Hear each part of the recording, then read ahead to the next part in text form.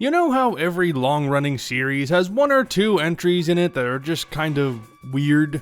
Like, maybe not trying to be surreal or abstract, but seeming incredibly out of place compared to everything else the series has to offer. Lupin III is no different, which is odd considering that quite a few of the entries can get very out there for varying reasons. But if you ask me, the weirdest by far is Lupin III: Strange Psychokinetic Strategy, the 1974 theatrical film debut of the character released by Toho, and one of the few live-action adaptations of this series to date. Toho had been the distributor for all of Tokyo Movie's films by this point, including movie adaptations of Star of the Giants and Attack No. 1, and Strange Psychokinetic Strategy was no exception. This film was directed by Takashi Tsuboshima, who was a notable director at Toho during this era, known for his Crazy Cat series. And it was written by Hiroshi Nagano, who had also written the films The Vampire Doll and The Creature Called Man, and who later also wrote for the Red Dead Wagon series. As far as I can tell, neither of these two had any other involvement in the Lupin series. They were likely staffers at Toho who were assigned to work on this movie.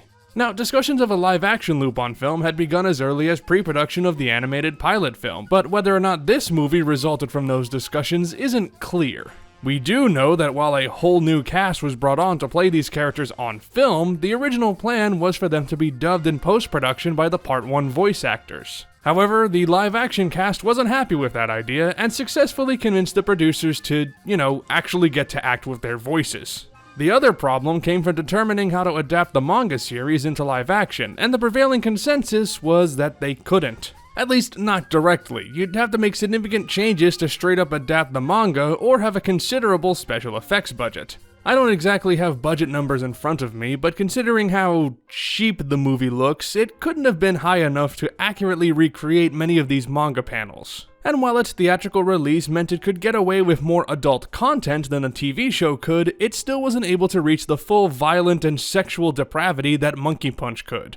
The crew instead decided to just do whatever they wanted, resulting in a very strange film in the Lupin III canon. Lupin III: Strange Psychokinetic Strategy released in theaters on August 3, 1974, as a double feature with the movie The Great Prophecy of Nostradamus: Catastrophe 1999. That latter movie is also a Toho production, and predated Lupin's own tussle with the doomsday prophecies of Nostradamus by 21 years. The two movies received about 883 million yen at the box office, which would be about 1.95 billion yen in 2023. That translates to about 13.2 million USD nowadays, if you're curious. Again, without a budget figure in front of me, I can't tell whether or not the box office returns were enough to break even on the movie. Considering that was shared between two features, though, it couldn't have been that commercially successful, especially considering another live-action Lupin movie wouldn't be released for another 40 years. The movie was only occasionally shown on TV afterwards, usually on holiday afternoons, and then released on Laserdisc in 1993 and finally on DVD in 2004.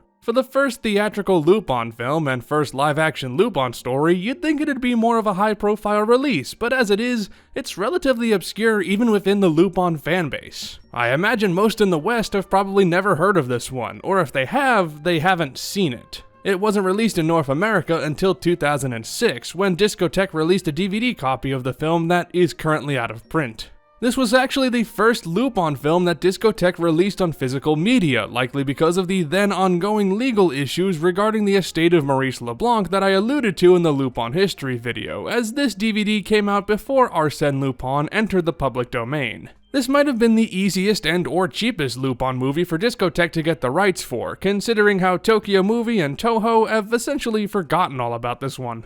But does it deserve to be forgotten? Well, some say yes, because not only is it a wonky adaptation of the source material, it just doesn't fit in that well alongside the other films and TV shows. Yet others argue for it holding up as a comedy emblematic of the era, and a wacky affair that's enjoyable regardless. As for me, I'm a bit of column A and a bit of column B. Strange Psychokinetic Strategy doesn't really have an overarching story, instead showing a couple of short adventures that form a loose narrative. Think of it like a primer on the characters and the types of quests they'll go on, told through a collection of vignettes rather than a full-fledged narrative that really dives deep into these characters. I'd argue that this entry requires the least amount of knowledge about Lupin III beforehand, mostly because its story beats are barely connected to each other, let alone the series. It starts with Lupin meeting Fujiko for the first time, then meeting Jigen and learning about the Lupin Empire that he's set to inherit, although he doesn't want to, then Lupin escaping Zenigata, then Lupin and Fujiko stealing some jewels, then a crime syndicate called the Macaron Gang sends a bunch of assassins after him, some of whom pose as nuns played by the band Poppies, so of course they perform a musical number.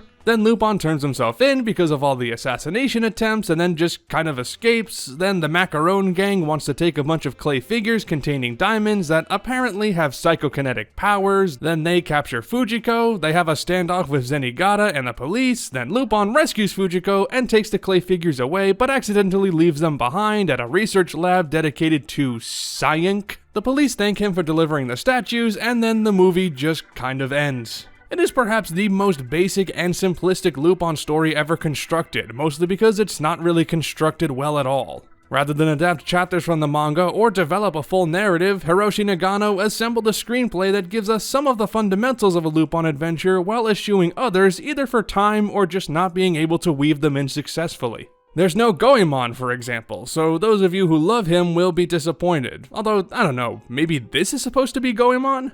But beyond that, many of the building blocks that makes Lupin III entertaining are also missing. There's absolutely no mystery to unravel, very little character relationship study, and the main treasure of the film isn't revealed until an hour in, and even then, it plays no part in how the climax unfolds. You could replace the clay figures with any other object and it'd serve the same narrative purpose, a MacGuffin to end all MacGuffins. Instead of plot, Strange Psychokinetic Strategy doubles down on the comedy, with irreverent slapstick all throughout the runtime. It plays similarly to the Pink Panther movies, mixed in with some Three Stooges and It's a Mad Mad Mad Mad World for good measure. In many ways, it feels more like a parody of James Bond rather than an adaptation of Lupin, and that somewhat makes sense as the original manga took inspiration from the famous spy as well. It's very Austin Powers in a way, with its zany script and madcap humor blending with spy movie parodies and an overall cheaper look. A comparable contemporary movie would be 1967's Casino Royale, which is far more of a farce than other official Bond movies at the time and featured similar wordplay and antics as displayed here. The filmmakers took advantage of cinema and editing effects in addition to its gag-centric writing, with shenanigans like Lupin freeze-framing in the middle of a jump and Zenigata teleporting up to Lupin's face. The manga was far from the most realistic thing out there, of course, and the decision to adapt these silly and physically impossible stunts from the source material is admirable. It looks very dated now, of course, but considering the time period and that this was likely a very low-budget production, that's obviously to be expected, so I won't harp on that too much. Now, my knowledge of Japanese film, and especially comedies, is extremely limited, so I have no idea if this style is emblematic of the movies from the country during this time, but as a Lupin film, it's bizarre to say the least. Slapstick is a common element in many Lupin stories, especially in the early days, so it isn't necessarily out of place, but it's just odd how much this movie relies on that style of comedy to get its laughs. As for whether or not it works, that's obviously subjective, but for me, it's very much a mixed bag. There are several gags in here that legitimately make me laugh, and while it's often too wacky for its own good, it does occasionally hit the mark and hit it hard. It helps that the actors do a great job selling these comedic bits, and even when the gags themselves don't land, the performances do make up for it. But Strange Psychokinetic Strategy isn't a non-stop barrel of laughs, not just because not all the jokes are funny, but because it retains the twisted perversion of the manga, though played through a more comedic lens. It's as mature as the early episodes of Part 1, but not as dark, as it isn't ever trying to be serious, even with its adult content. We're still in that early installment weirdness here, where Lupin and the gang have a more carefree attitude towards violence and sexual assault. Not to the extent of the manga, thankfully, but still a lot more callous and unsavory than you might be used to for a Lupin story. To my recollection, this is the last time we'll really have to seriously deal with an attitude like this in the Lupin series for a while, as Part 2 onward toned this down quite a bit, so that's good at least. Of course, being that this is the first live-action Lupin adaptation, you might be wondering who they got to play these roles, which, even just 7 years after the manga's release, were already familiar in Japan. Thankfully, this is one of the areas where Strange Psychokinetic Strategy actually shines, and shockingly well, I might add. Its main quartet of actors surprisingly work really well in their respective roles, and as I said, have good comedic timing on these physical bits. Lupin is portrayed by Yuki Meguro, who you may recognize from his role in the 1983 film Legend of the Eight Samurai. なあ事件よ。生きてるってことは面白いことだな。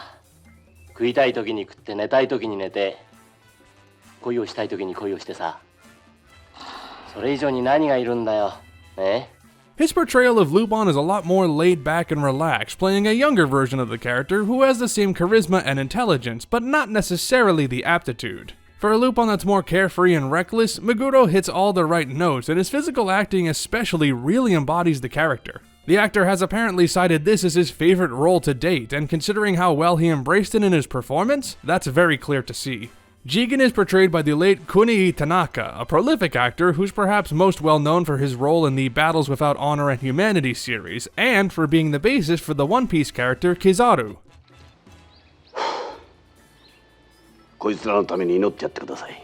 In this film, Jigen's actually a member of the Lupin Empire who served under Lupin II, and is the last remaining member of the organization, filling the role of the mentor rather than Lupin's trusted partner. Personally, I'm not a fan of this interpretation of Jigen, as I never liked it when he takes a subservient role to Lupin, but for what they were going for, Tanaka does it very well with the confidence and skill you'd expect. Fujiko's actress, Hideko Ezaki, doesn't have a lot of acting credits as far as I'm aware, but did have a recurring role on the samurai show Oedo Sosamo.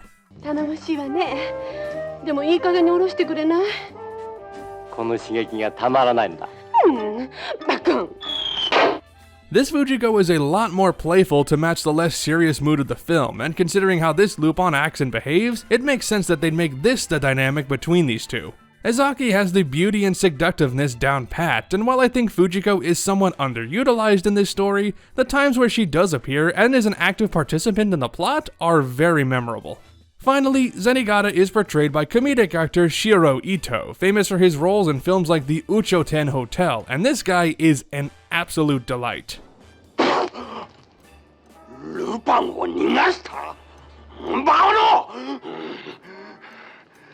This Zenigata is very over the top and downright ridiculous, having the most outwardly slapstick performance, especially involving his two bumbling officers, who appear in just about every scene with the inspector. Ito nails both the tone of voice with Zenigata's constant angry screaming and the physical comedy with the exaggerated facial expressions and body movements, and he's far and away one of the best parts of the movie. My favorite part is how Zenigata slowly gets covered in more and more bandages over the course of the story, but it's also obvious that he's just faking his injuries for no reason. It's a weird joke, but also a very funny one. It's interesting how, despite the characters not really fitting in line with what you'd expect, the cast does a great job fitting the intended atmosphere that Strange Psychokinetic Strategy wanted to create. Even if their intention wasn't to provide the end-all be-all renditions of these characters, they're still putting their all into these roles. They balance the mature edge of these characters with the loopy and freeform style present in the manga, which leads to consistently solid, if not ideal for the characters, performances.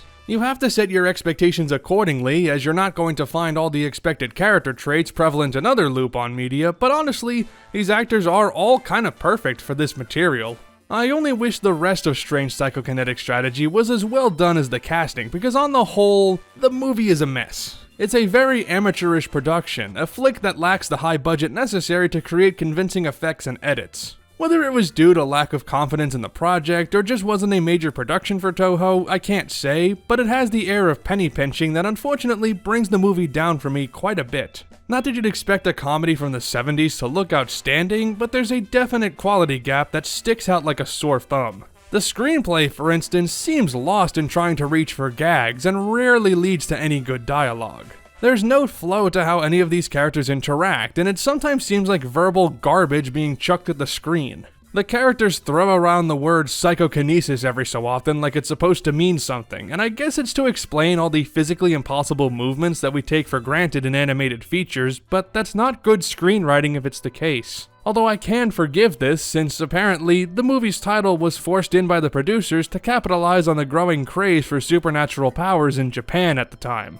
It was thus shoehorned in by Nagano, with none of the actual plot being changed. That's why those clay figures that have psychokinetic powers never show off those powers, because that was never intended to be part of the movie. Something else that bothered me while rewatching this movie is the cinematography, which is pretty poor. Koji Ichihara is the cinematographer, and from what I can gather, this is his only film credit, and it's not hard to see why. Some of these shots are very poorly framed, never letting us get a proper view of the scene and not showing things in the right perspective. Whenever there is an interesting shot, it's usually because of the set design, and there are some unique locations for sure, like the concrete drainage pipes and the moving building that becomes the centerpiece for the last action scene. Inventive stuff, but just not presented correctly.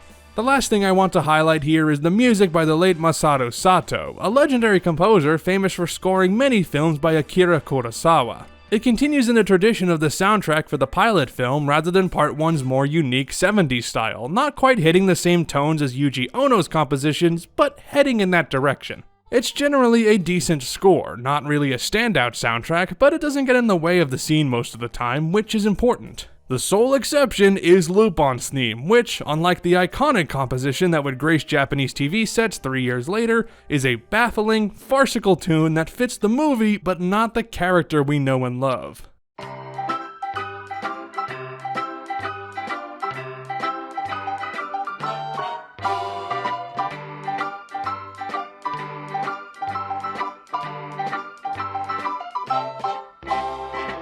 It's not the most pleasant song, which is why it's super great that this music cue plays 9 times throughout the damn movie, often one right after another, and at the most inappropriate times as well. But, you know, despite how cheap, ludicrous, and undercooked it is, I can't find it in myself to dislike Strange Psychokinetic Strategy. For every misstep it takes, there's something in here that I genuinely appreciate and makes me glad that I put it on. It is absolutely not a good Lupin movie, and if you expect anything on the level of the anime, you're going to be woefully disappointed. But if you're in the mood for a cheesy 70s comedy that's enjoyable in both unintended and intended manners, you can certainly do a lot worse. On the other hand, though, you can do a lot better. The general consensus is that Lupin III doesn't have a great record with live-action adaptations. While the 2017 Inspector Zenigata TV series is highly regarded, and there's a lot of positive buzz about the live-action Jigen film premiering next month, this film and the 2014 live-action movie are usually looked down upon.